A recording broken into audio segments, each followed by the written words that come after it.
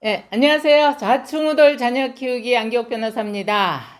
코로나가 봄, 여름까지 먹고 이제 가을까지 꿀꺽 삼키려고 하는 것 같습니다. 많이 마음이 참 불편하고 조마조마하긴 합니다.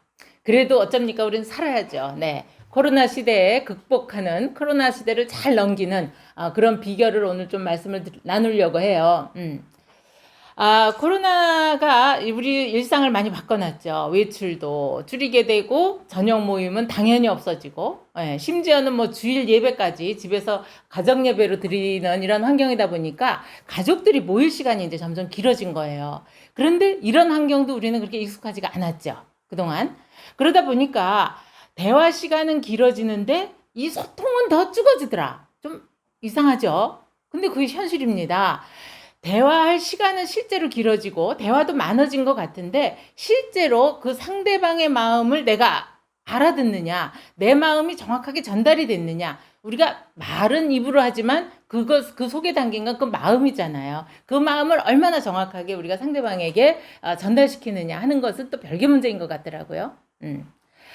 특히 워킹맘들은 이제 저녁에 퇴근을 하고 옵니다. 신발 뭐 슬리퍼 갈아 신고 나면은요. 모르겠어요. 저는 뭐 손에 이제 오면서 장바 갖고 오니까 가까운 거 주방에 놔야죠. 어떤 때는 시간을 보니까 저녁 시간이 늦으면 정말 그 뭐예요? 이 겉옷도 못 벗은 채로 그 위에다가 앞치마 두르고 주방 일부터 시작을 하거든요. 이렇게 동동거리다 보니까 여자들은 이제 일단 이 멀티가 되기 때문에 뒤에서 누가 막 얘기를 하면 가족들이 이야기를 해도 다 들리거든요. 들으니까 알았어 하면서 자기를 막 해요. 아이가 이야기합니다. 엄마 오늘요 무슨 일이 있었고요. 오늘 저기 친구하고 저 전화 통화를 했는데 친구가 어떤 얘기를 했어요. 라고 막 얘기를 하는데 엄마가 막 일이 바쁘니까 거기다 대응도 안 하고 그냥 일을 하면서 물론 귀로 이야기는 다 들었지만 반응을 안 해요. 그랬을 때 이 아이가 그럽니다. 엄마 내 이야기 듣고 있어? 이러고 물어봐요. 그럴 때 듣고 있어. 그러면서 또 가끔 움직이죠. 그런데 아이가 그 엄마 내 이야기 듣고 있어라고 물어볼 때는 이미 내 이야기가 엄마한테 전달되는 것 같지 않아라고 하는 말이 섞여 있는 거거든요. 아이가 그 표현을 못해서 그렇지.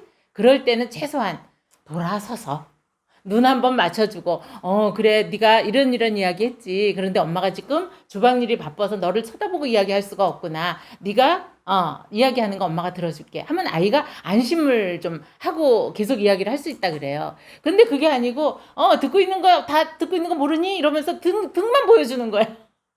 라고 했을 때 아이들이 굉장히 불안감을 느낀다 그럽니다.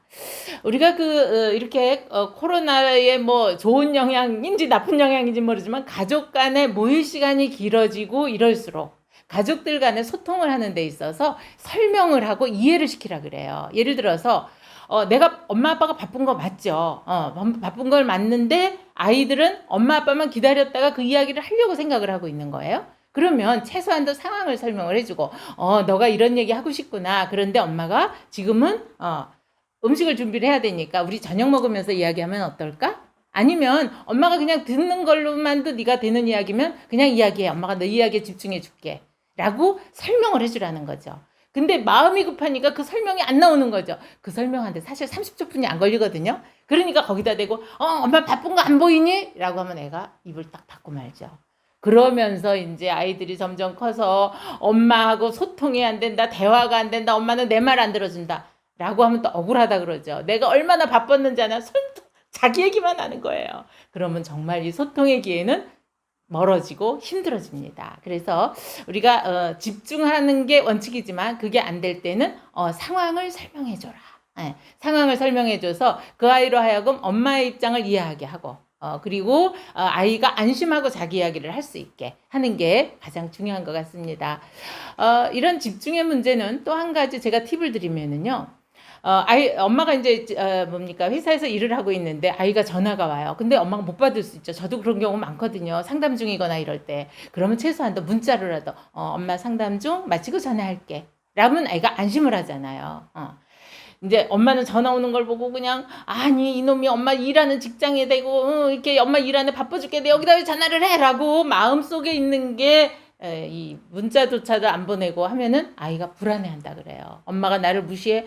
엄마가 나간 건 알지만 전화는 받을 수 있는 거 아니야? 그러니까 각자의 입장에서 이해가 안 되기 때문에 그렇다 그래요. 그래서 우리가 아이들하고의 소통의 끈을 놓지 않고 더 깊은 이야기를 하려면 항상 상황을 설명해라. 그리고 탐나는 대로 아이에게 집중해 주는 거. 집중은 뭐예요? 눈을 맞추고 아이 컨택을 하면서 이야기하는 거죠. 네. 오늘을 코로나 시대에 길어진 가족의 그 자리에서 우리가 그 소통하는 방법에 관한 이야기 해봤습니다. 가족들과 행복한 시간 되시고요. 네, 오늘도 댓글, 구독, 좋아요 함께 해주시고요. 감사합니다.